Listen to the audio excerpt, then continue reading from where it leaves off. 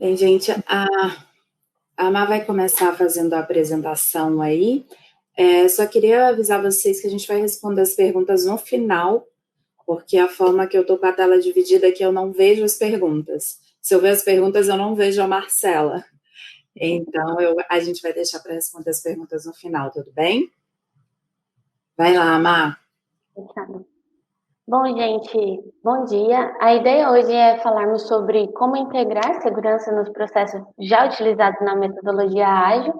Para isso, vamos definir alguns termos, a fim de que fique claro para todo mundo sobre o que a gente está falando, e também ressaltar a importância de por que todos os caminhos estão levando à segurança.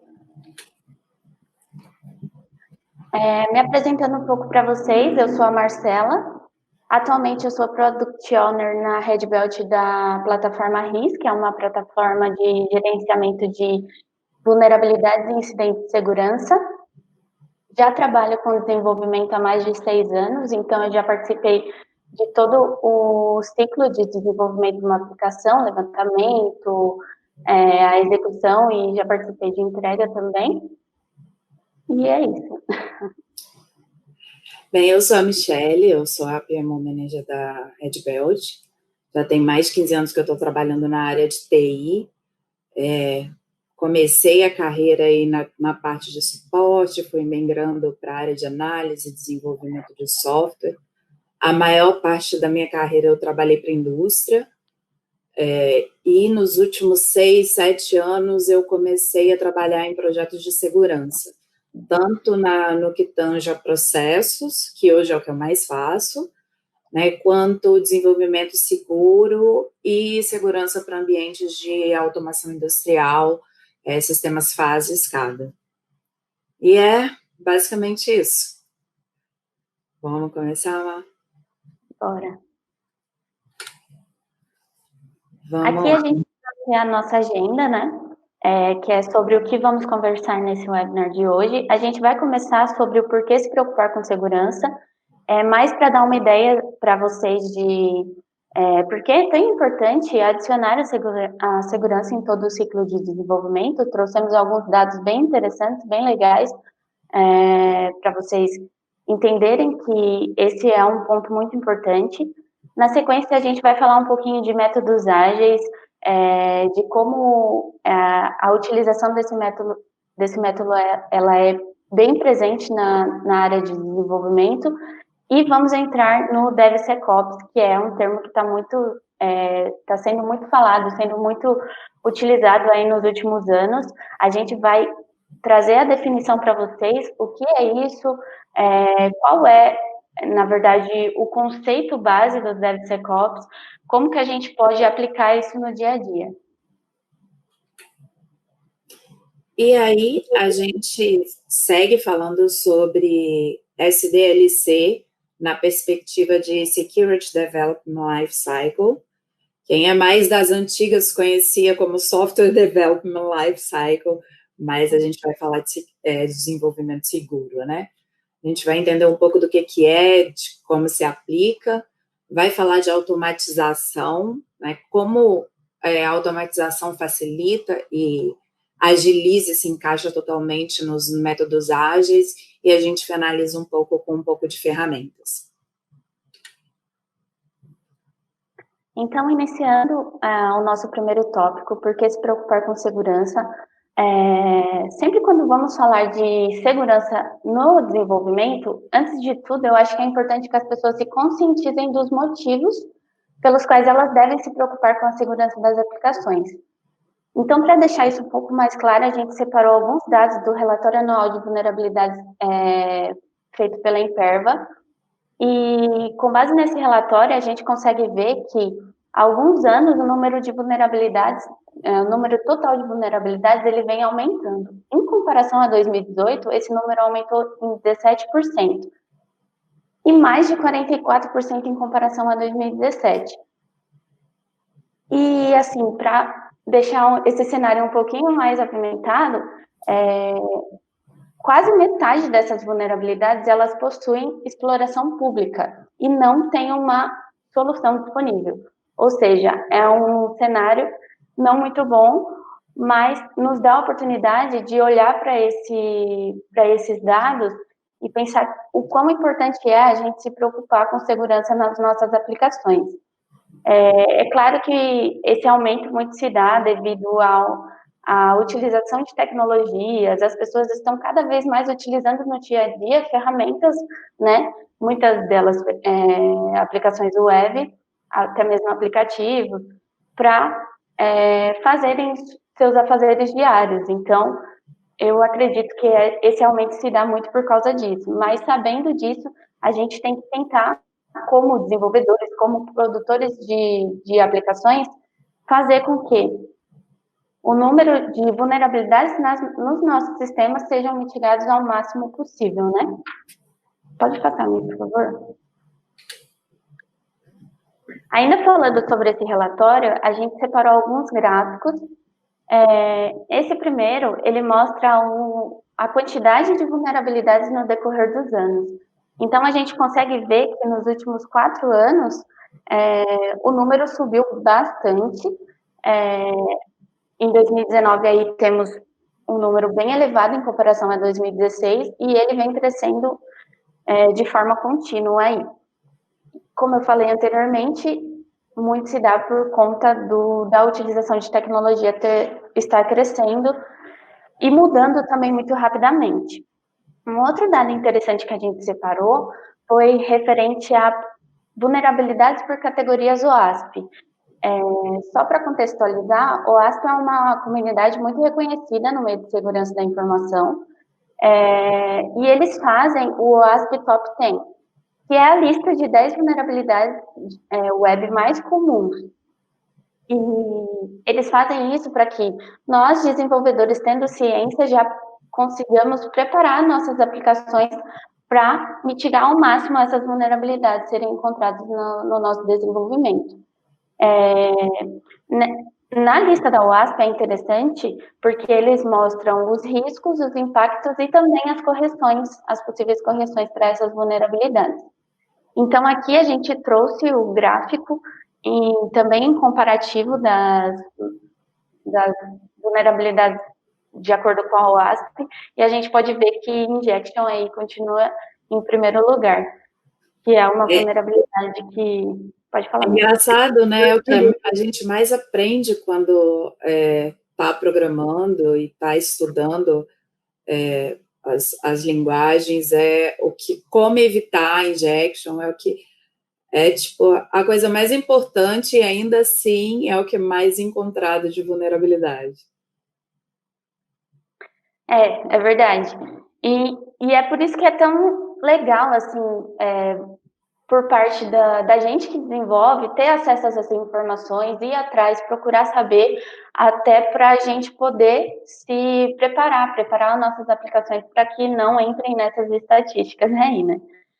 E por último, a gente trouxe um gráfico que é as vulnerabilidades mais presentes por linguagem, né? A gente consegue ver aí, na verdade, que o PHP está disparado aí, mas a gente tem que levar em consideração que ela é uma das linguagens mais utilizadas aí ainda na web, né? Então, por isso que o número destoa tanto. Mas também é um dado muito importante para quando você está planejando o seu desenvolvimento, você já ter ciência das vulnerabilidades que a sua própria linguagem te expõe e você poder trabalhar em cima disso, poder fazer construir o seu software se baseando nisso. Não adianta acordar um dia, né, pegar seu time especialista em PHP e transformar tudo em .NET só por causa das vulnerabilidades. Então, assim, é mais ter consciência do que tem e saber como trabalhar da melhor forma possível com aquela ferramenta, né? Isso mesmo. Vamos lá, vou falar um pouco da agilidade, né? Os modelos ágeis, metodologias, frameworks ágeis, eles chegaram alguns anos atrás como técnicas de gestão para trazer mais rapidez, eficiência e flexibilidade. Aí eu fiz meio que uma brincadeira proposital de grifar ali eficiência e flexibilidade, porque A gente pensa muito em rapidez quando está falando de agilidade, e agilidade não é só isso. E eu entendo assim que muito mais eficiência e muito mais flexibilidade é importante para que a gente tenha a utilização da metodologia ágil a nosso favor dentro da segurança. Então, você saber que, junto com as histórias de usuário que você precisa implementar, você também tem que pensar nos seus histórias de segurança, naquilo que saiu, que de repente você precisa encaixar no seu backlog, porque é importante, é prioritário. Então, a questão da flexibilidade é o pilar que você se apoia para poder trazer segurança dentro dos métodos ágeis. E aí eu trouxe um pouco de gráfico. Eu acho que todo mundo que fala em agilidade, sempre a primeira coisa que vem na cabeça é o Scrum, principalmente para desenvolvimento. Ele ainda é o mais utilizado, né? Aí vem outros métodos, a utilização do Kanban mais simples, o Scrum com o Extreme Programming, o Scrumban, que é a junção do Scrum com o Kanban, né? Outros métodos aí menores, de menor significância no mercado, né? E métodos híbridos representam o segundo maior percentual, que é quando você usa aquilo que faz mais sentido para a sua organização, de metodologias diferentes. E isso é uma coisa importante. A gente só implantar metodologia não resolve, metodologia nenhuma vai resolver o seu cenário de desenvolvimento, nem de segurança. Você precisa entender a sua cultura e saber como aplicar isso na sua empresa. E aí, puxando o gancho de cultura e agilidade, de segurança, a gente vai falar um pouco daquilo que está mais em voga no momento, que é o DevSecOps. O DevSecOps, de uma maneira até um tanto simplista, é a evolução do DevOps, que aí é a junção, é o momento que o desenvolvimento para de trabalhar em silo e passa a olhar para a operação como um todo. Então, não é mais só o time de desenvolvimento interagindo com o usuário final, né, com o negócio, mas é também pensando na operação em termos de infraestrutura, em termos de rede, em termos de compliance, em tudo aquilo que acontece em volta da tecnologia na empresa. A gente junta tudo isso, desenvolvimento e operação. E o que acontece no DevSecOps, nessa evolução? Uma coisa muito engraçada e que faz parte de por que se chama DevSecOps é que o ideal é que a segurança esteja no centro do processo, ou que se estenda, que é o que acaba acontecendo, por todo o processo. Quando a segurança está cá no início, né, só no planejamento da segurança, e você não faz o check no final do processo, você tem um problema. Quando você está só no final, a segurança ela é olhada só no final do processo, você tem outro problema que a gente comumente conhece como retrabalho. Se você for olhar só no final do processo, você provavelmente vai ter que refazer muita coisa daquilo que já está pronto, que você achava que já está pronto. E aí a gente tem uma mudança de cultura, uma mudança de paradigma.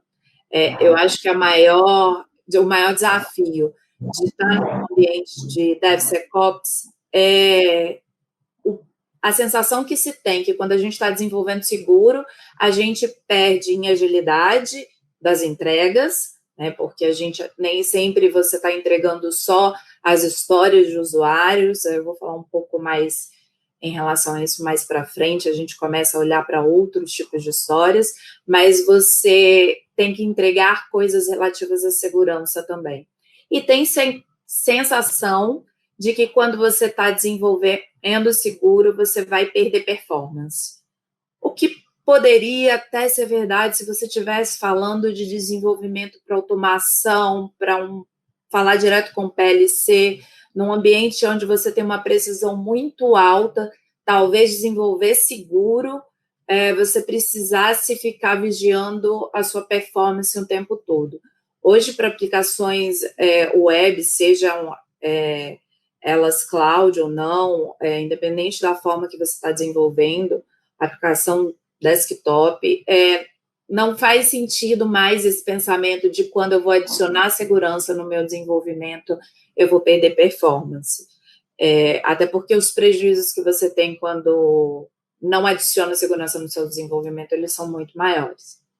E eu vou falar um pouquinho de metodologia, só para vocês entenderem, a gente vai falar um pouco de metodologia, a gente vai falar um pouco do ciclo DevOps, da automatização e das ferramentas.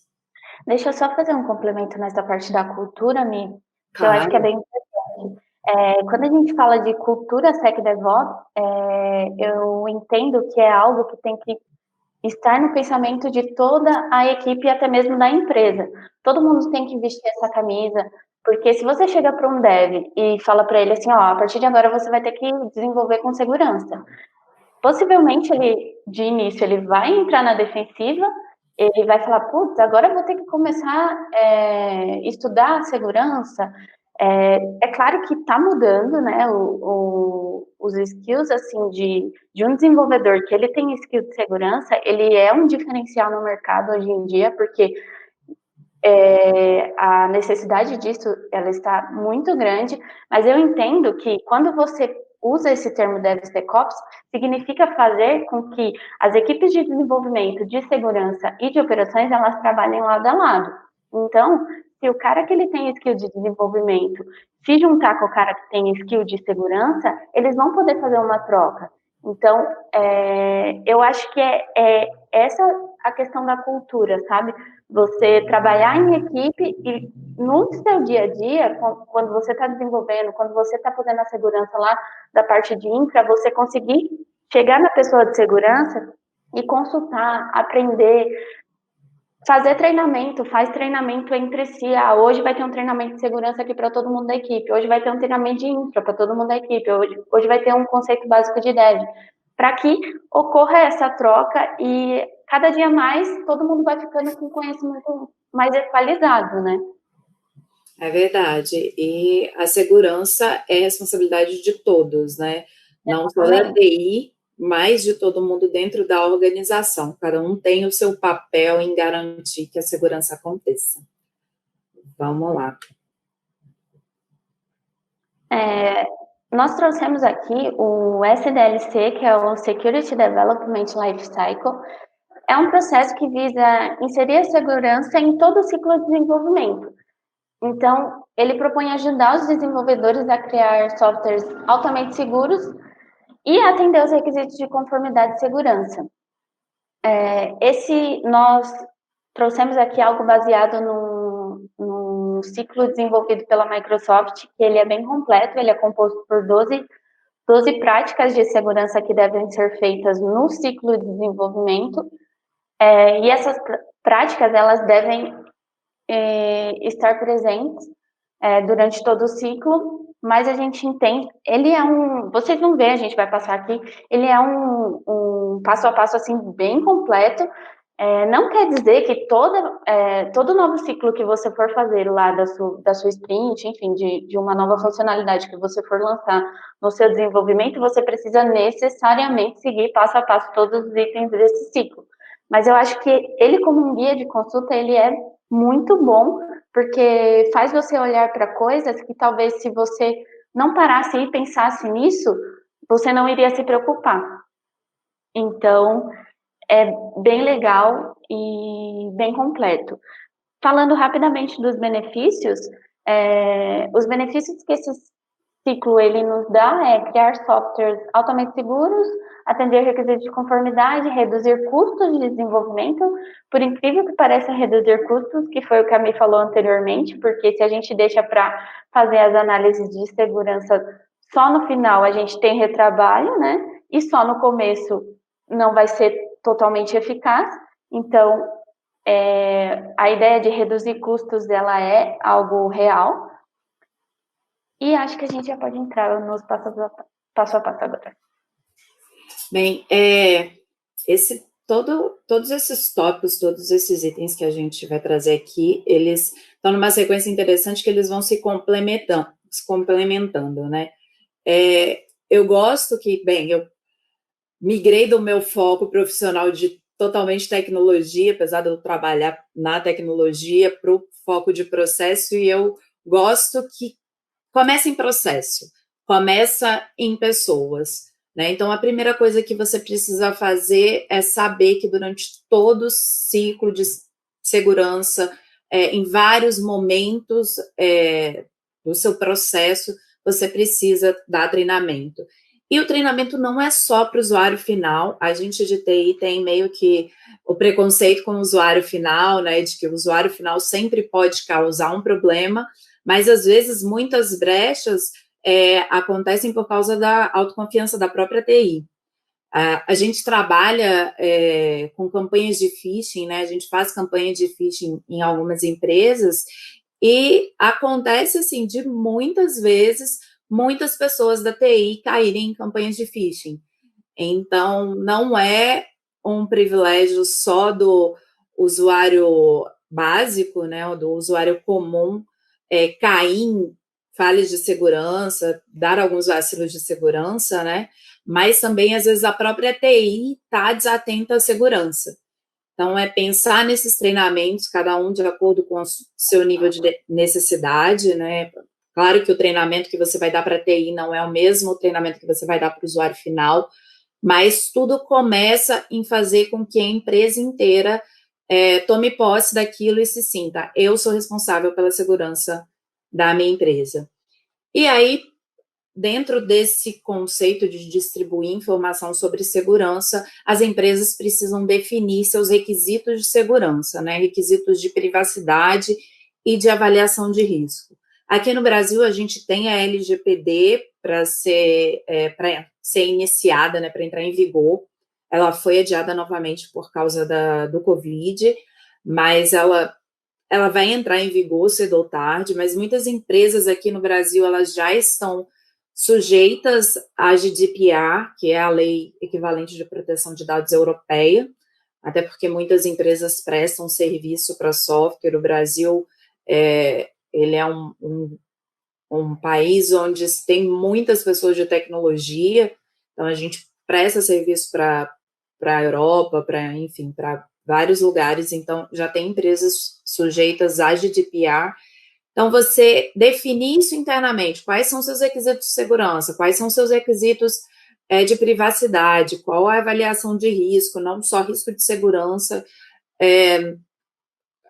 invasão, mas também de exposição, né? Você definir isso dentro da sua organização é muito importante.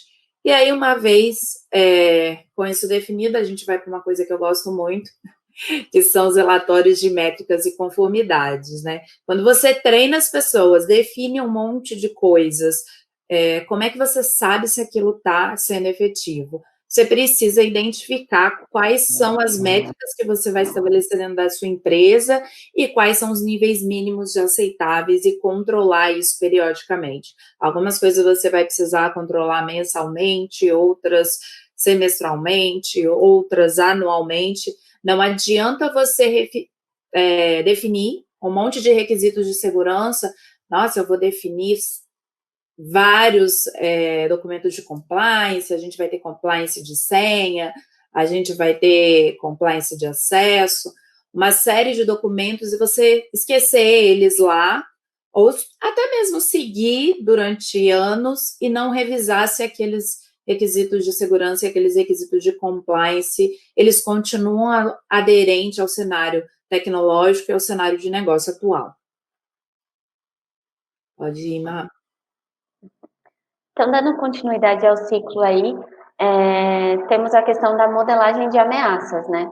A modelagem de ameaças é uma prática, né, que permite que as equipes consigam considerar as ameaças possíveis, documentar e discutir entre o time mesmo as ameaças existentes no projeto e quais são as correções que devem ser efetuadas. Na verdade, não são nem correções, porque isso é na fase de que você está lá planejando as suas próximas atividades, planejando a sua sprint. Então, você pega uma atividade ali e vê. Quais são as ameaças possíveis que eu tenho aqui e o que a gente tem que fazer para que elas não se tornem vulnerabilidades dentro da nossa aplicação. Não quer dizer que toda funcionalidade que você vai implementar no seu sistema, ela precisa ter um modelo de ameaça, tá? Mas é importante levar isso à discussão. Então, toda vez que você está definindo ali uma próxima entrega, uma próxima funcionalidade, levanta o questionamento: quais são as ameaças que eu tenho aqui? Se eu tenho, como que a gente pode mitigar essas ameaças? Como que a gente pode se prevenir de que essas vulnerabilidades ocorram no nosso sistema? Seguindo aí o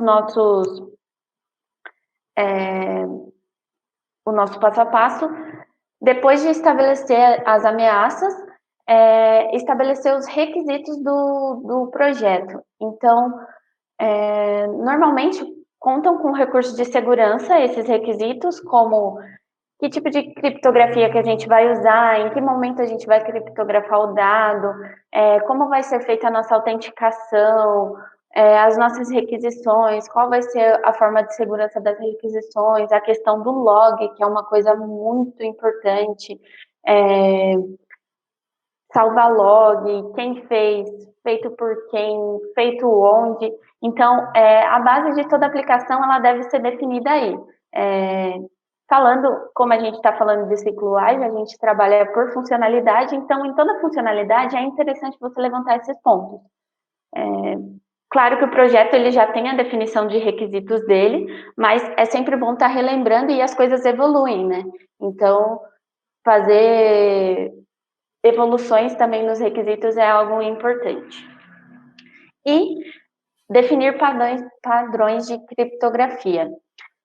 É extremamente garantir que todos os dados, incluindo informações sensíveis, sejam protegidos contra divulgação ou alteração não intencional.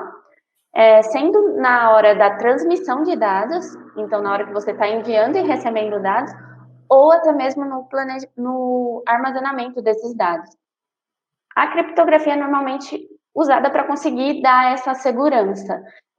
Só que também uma coisa muito importante é definir qual a tecnologia vai ser utilizada, porque nós sabemos que muitas criptografias já foram quebradas e tudo mais, então é realmente fazer um estudo, fazer uma análise do que se adequa melhor ao seu ambiente, ao seu negócio, à sua funcionalidade e fazer com que as informações sejam e fiquem sempre seguras. A criptografia não é só para criptografar a senha do usuário, né, gente? Não é mais só nesse momento que a gente usa a criptografia. Não, quando eu salvo a senha do usuário no banco, eu salvo criptografado. Não é mais só para isso, vai muito além. Exatamente. Vamos lá. Continuando esse ciclo, né? A gente vai falar um pouco sobre o risco de segurança de uso de componentes de terceiro, né? E a gente ter esse inventário, saber o que a gente está usando. Eu nunca vi uma equipe de desenvolvimento que nunca precisasse de usar componentes de terceiros. Normalmente a gente precisa utilizar, até porque isso traz agilidade, né? Não faz sentido a gente ficar reinventando a roda, até porque corre risco de inventar a roda 2.0 quadrada, que não vai ser muito útil, né? Tem muita coisa pronta e boa no mercado, mesmo open source. Só que quando a gente está utilizando esses recursos de terceiros, eles podem ter problemas de segurança. Então, é muito importante a gente ter esse inventário. Para quê? Primeiro, para saber quais são os problemas de segurança que aquele item tem. De repente, troca. Se você está usando alguma coisa, você achou uma funcionalidade que você precisa, você pode procurar outra no mercado que às vezes faz a mesma coisa e tem menos vulnerabilidades. Você precisa ficar vigiando aquele componente que você está utilizando constantemente. Se não sair uma versão nova para correção de segurança. Então, assim, não tem a possibilidade de falar assim, você é proibido usar componente de terceiro. É muito difícil você, hoje, em desenvolvimento, a não ser que seja uma área muito específica, você não utilizar nada de terceiros. Qual é o ponto importante? Você revisar e controlar aquilo que você está utilizando, qual que é a versão mais estável, mais segura, e está sempre de olho se não saiu nenhum bug, se não tem nada público que pode, nenhum exploit que pode ser explorado nesse item componente de terceiro que você possa estar utilizando na sua aplicação. E aí, continuando, as empresas, elas podem definir ferramentas aprovadas, né, definir, publicar uma lista de ferramentas aprovadas, né, as suas verificações, já com as suas verificações de segurança associada. E aqui eu vejo algo muito interessante, porque, assim, a maioria das empresas que eu conheço, e até que a gente trabalha, né, a gente presta serviço, elas não são desenvolvedoras de software. E muitas vezes você não está desenvolvendo nada internamente. Isso não quer dizer que você não pode ter a sua lista definida e publicada. E isso é uma coisa assim que as empresas elas já estão aprendendo, mas que às vezes elas ficam vendidas, acham assim, eu vou fazer reativo, eu vou comprar algo de uma empresa e no final eu faço pen teste. Não precisa ser só reativo, você pode ter a sua lista de componentes aprovados, de quais são as ferramentas que você aprova. Na minha empresa só entra coisas que são desenvolvidas em PHP, aqui só entra coisas .NET, né? Então, você pode definir quais são as suas listas de ferramentas aprovadas, já passar para o seu fornecedor, se você tiver padrões que... e você não precisa desenvolver isso internamente, tá? De repente, você contrata uma consultoria de segurança e fala, olha, eu compro muito software, eu preciso que você me diga o que eu preciso exigir do meu fornecedor para que ele me entregue um software seguro. Então, assim, dá para a gente pensar fora da caixa. Independente de ser uma empresa que tem desenvolvimento interno, você pode pensar em tempo de planejamento como que você vai trazer a segurança para aquilo que você está adquirindo junto ao seu fornecedor. E aí, quem é da área de desenvolvimento de software mesmo, aí já tem que estar no sangue, tem que estar na veia de ter essa lista definida e sempre estar, da mesma forma que a gente falou de componente de terceiros, o processo é o mesmo. Sempre estar verificando se está na última versão, se é a versão segura, se é aquela lista que para você era segura, de repente, 6 meses atrás, talvez hoje não seja, aí você precisa fazer uma atualização. E aí, puxando esse gancho, a gente chega ao item 9, que são os testes de segurança de análise estáticas, também conhecido como SAST, que nada mais é do que a análise do código-fonte que está ainda em pré-prod. É uma análise daquilo que está sendo desenvolvido, olhando para os requisitos de segurança. Isso pode ser feito através de ferramentas, tem uma série de ferramentas que fazem isso. No final, a gente vai passar até alguns links que falam de ferramentas. Isso ainda está evoluindo, não quer dizer que todas as ferramentas vão trazer tudo. Algumas ferramentas são relativamente caras, mas você também pode ter, de repente, uma equipe que faz um code review, que analisa esse código da perspectiva de segurança, se você não tiver acesso a começar com esse ferramental de hoje para amanhã. Mas existem ferramentas já que já fazem essa análise estática de código. Má, é com você. Beleza. Dando sequência, teste de segurança de análise dinâmica, o DAST. A execução de verificações estáticas no código é a primeira etapa. Então, foi o que a Mi falou do SAST, a verificação estática do código.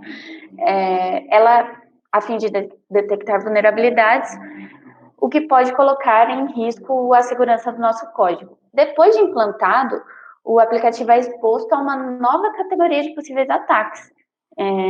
E aí que entra o DAST, que ele é um teste de segurança quando o aplicativo ele já está em tempo de execução. Como o SAST, ele também geralmente é feito por ferramentas, que você pode acoplar a sua pipeline de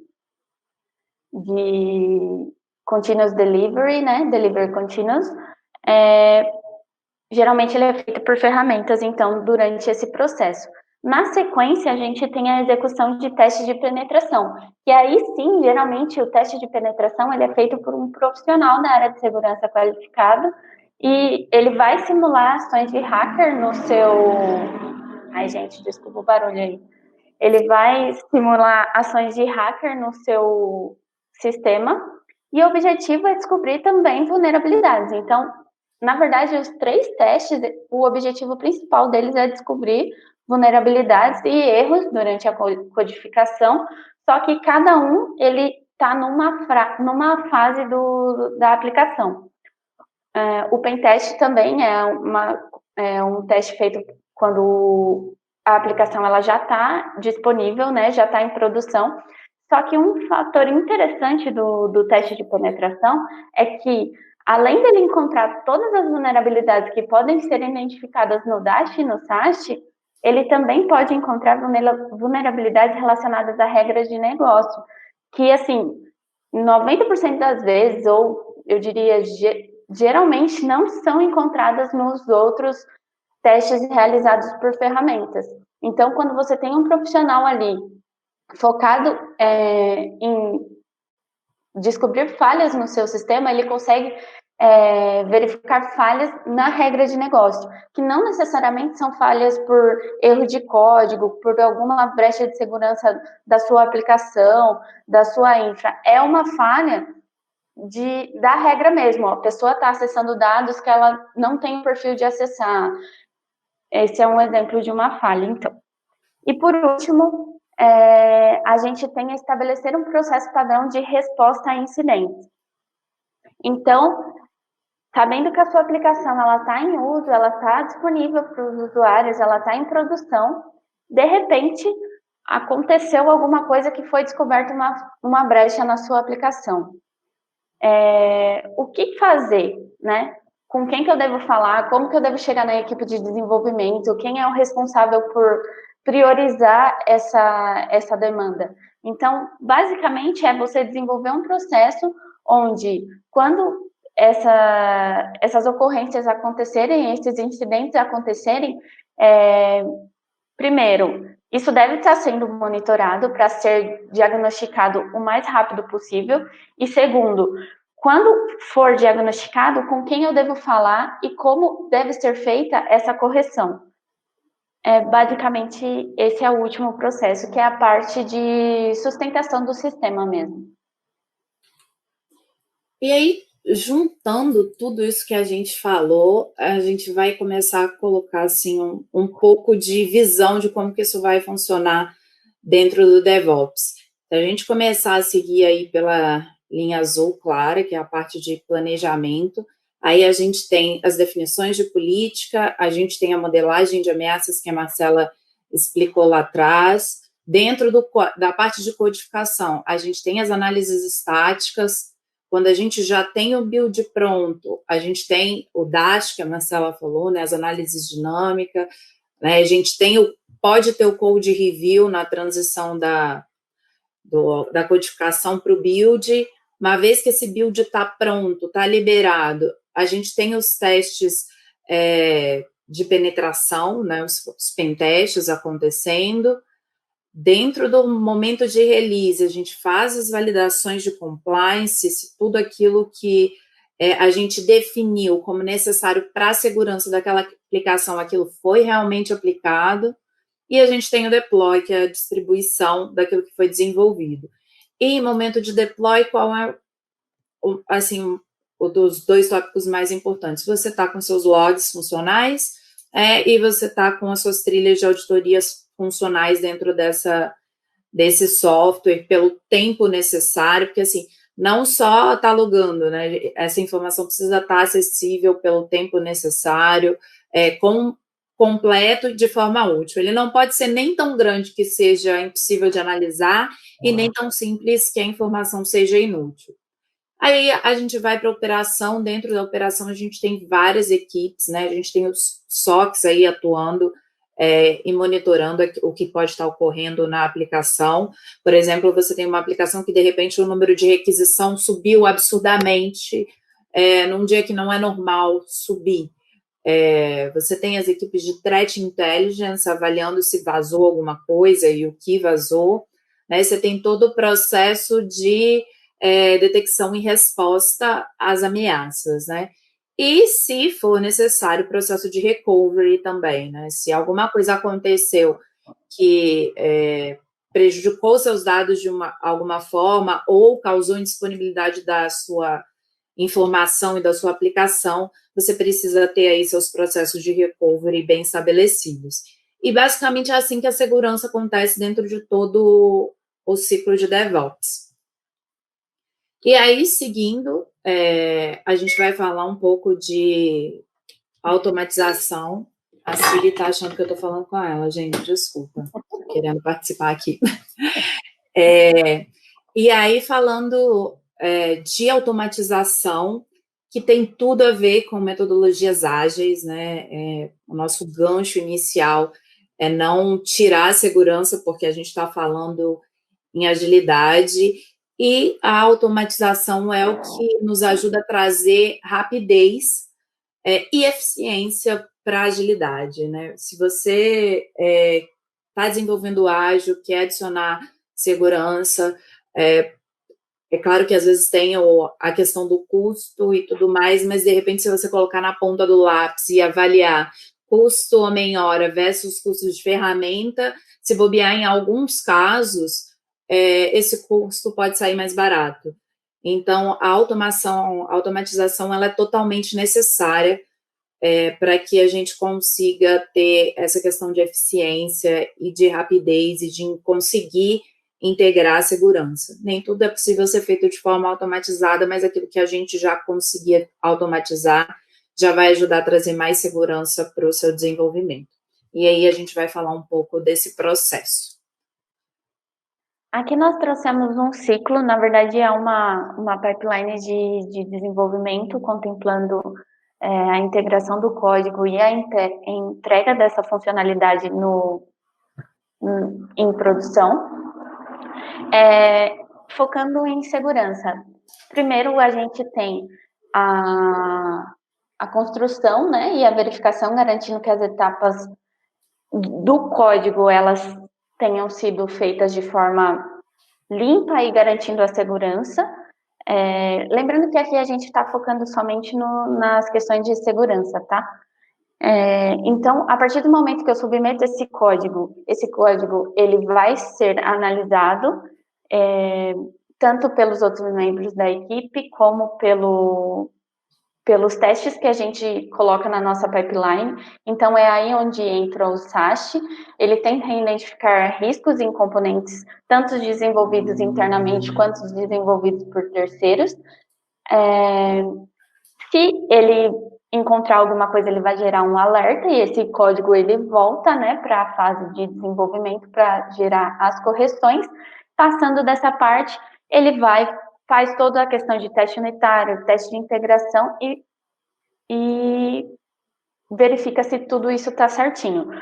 Passando para essa fase, a gente vai para a fase de homologação, que é onde basicamente a gente faz o gerenciamento e provisionamento de configuração automatizados e usando algumas ferramentas para fazer essa questão de disponibilizar o código para homologação e revisão. Nessa parte, a gente já consegue fazer a verificação dinâmica do código, que é o DAST. Podemos fazer também teste funcional e teste de integração de forma automatizada, utilizando recursos de segurança. E podemos também, nessa parte, fazer um scan de análise estática um pouco mais profundo. Também podemos fazer um teste de penetração nessa fase. Falando agora um pouco da fase de disponibilizar o código para entrega ou deploy, também é possível utilizar ferramentas para que esse deploy seja feito de forma automática. Então, novamente é possível fazer toda a parte de teste em tempo de execução e teste de penetração, mas isso já foi feito na parte de homologação e após esse código estar em produção, fazer toda a questão de monitoramento e colher feedbacks para saber da equipe de operação se o sistema está estável, se está gerando algum alerta, algo do tipo. Pode passar, né? E por último, a gente A gente citou ferramentas durante toda a nossa fala aqui, né? Então, a gente separou algumas ferramentas aqui em todas as fases do processo. Então, práticas recomendadas de infraestrutura em nuvem. Temos o Microsoft Azure Advisor e o Event.io, que podem ajudar as suas verificações de buscas e práticas recomendadas de segurança. Então, eles vão fazer uma varredura no seu ambiente e ver o que tem de boas práticas e recomendações para você aplicar na sua infraestrutura de nuvem. Falando de automatização de testes de segurança, tem o... Eu não sei falar muito bem o nome disso, mas eu acho que é Gaunt. Me corrija se eu tiver... Gaunt IT, alguma coisa assim. Ele é uma ferramenta também muito legal, ele é free, onde você pode criar testes de segurança de unidade e de integração. E falando de análise de código, nós temos o VeraCode, que faz aí as análises de código para verificar brechas de segurança no código. Ele faz SAST e DAST também. E falando de segurança de aplicativos em tempo de execução, na verdade esse aqui é o DAST, temos o Contrast Security, que são os testes executados na aplicação quando ela já está em tempo de execução mesmo. E é isso. E é isso, gente. A gente trouxe alguns links mais para vocês pesquisarem mais sobre ferramentas também, se vocês quiserem. E a gente está aberto para as perguntas. Eu vou até abrir aqui a tela, porque eu não estava vendo as perguntas, estava oculto aqui. Só falando sobre links, esse primeiro link aí são 7 ferramentinhas bem legais, bem interessantes que você pode utilizar durante todo o ciclo de desenvolvimento. O segundo, ele é um checklist bem legal também, que é um checklist voltado para DevSecOps, que são todas as iniciativas de segurança que você tem que ter em toda a fase de desenvolvimento.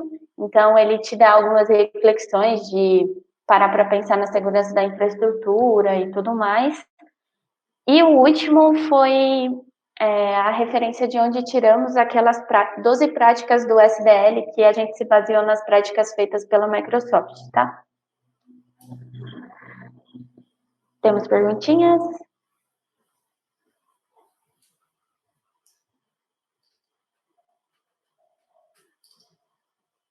Vamos lá. Temos uma perguntona.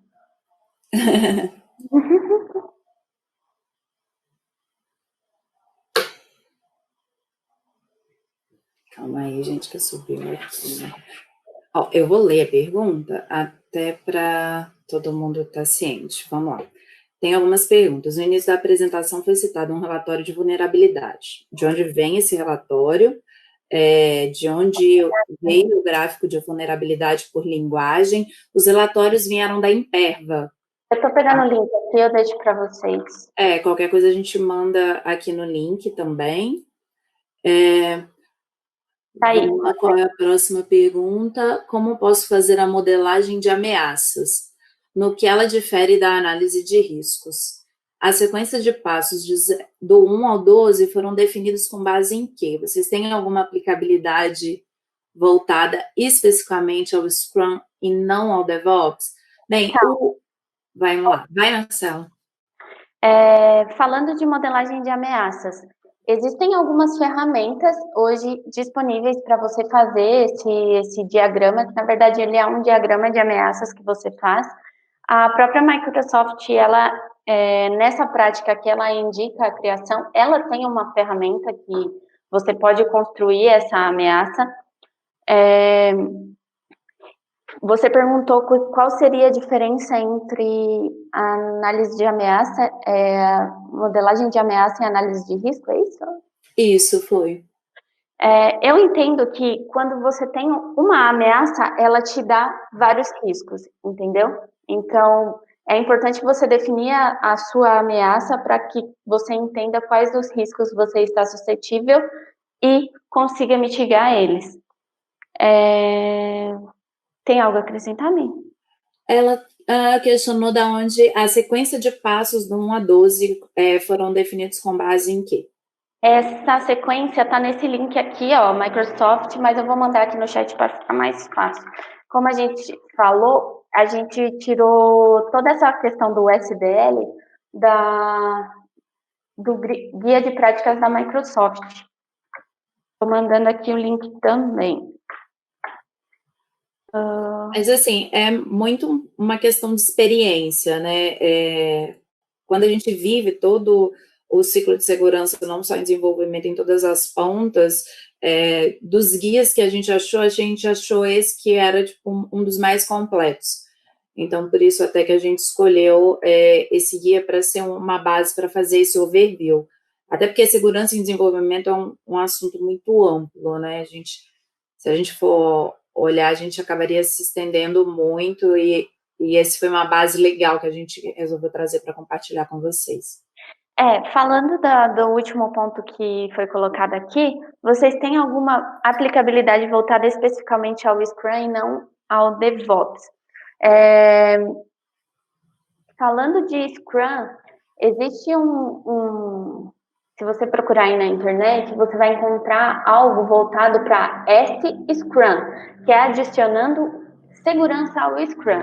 Existem vários conceitos que eles colocam que basicamente quando você está fazendo o planejamento da sua sprint, você começa a questionar pontos de segurança e daí você cria as histórias de usuário e você também cria histórias de abuso, que são basicamente fazer possíveis ataques àquela funcionalidade que você está desenvolvendo para você já criar uma correção ali naquela funcionalidade. Não sei se ficou claro. Tem duas nomenclaturas que é interessante pesquisar quando você está pensando em segurança e juntando com o Scrum, que é as Abuse Stories, né, ou histórias de abuso, e também tem as Evil Stories. Então, muda um pouco a sua perspectiva de pensamento. Você não vai pensar só naquilo que o usuário quer e naquilo que o usuário pode fazer. Você vai pensar também naquilo que o usuário não quer e o que ele não pode fazer. Né? Meio que você vestir o black hat, né, como a gente costuma brincar, e pensar o que pode dar errado, o que de ruim a gente pode fazer dentro da aplicação. Então, a segurança não vai ser só a forma que você desenvolve, mas ela também vai entrar dentro do seu backlog como histórias a serem implementadas. Não sei se respondeu a sua pergunta. Mas, assim, são duas coisas legais de pesquisar. São Abuse Case Stories e Evil Stories. Legal. Ela disse que respondeu sim. Muito bom. Mais alguma dúvida? Deixa eu ver se tem mais aqui. Eu olhei, aparentemente não. Ok, legal. A Tamires falou que pode ter bons insights. Que bom, Tamires, era esse o objetivo. Ok. Os nossos links.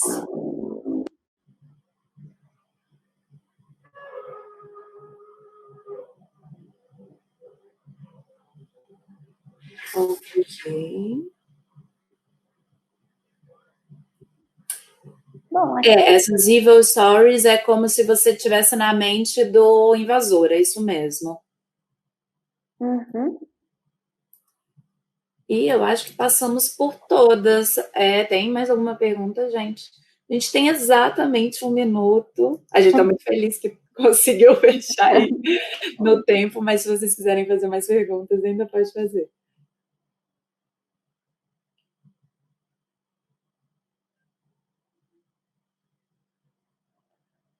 Tem alguém digitando? Obrigada! Bom, acho que é isso, né, Mi? É isso, gente. O webinar vai ser gravado, né? Aliás, foi gravado, então em breve a gente vai estar disponibilizando aí. Vocês têm os contatos aí da Red Belt, está na tela, então se quiser mandar pergunta depois pode mandar. E muito obrigada por todo mundo que participou, que tirou um tempinho aí para participar com a gente. Espero que ajude nesse momento. Legal, muito obrigada, pessoal. Obrigada, pessoal. Tchau, tchau. Tchau, tchau.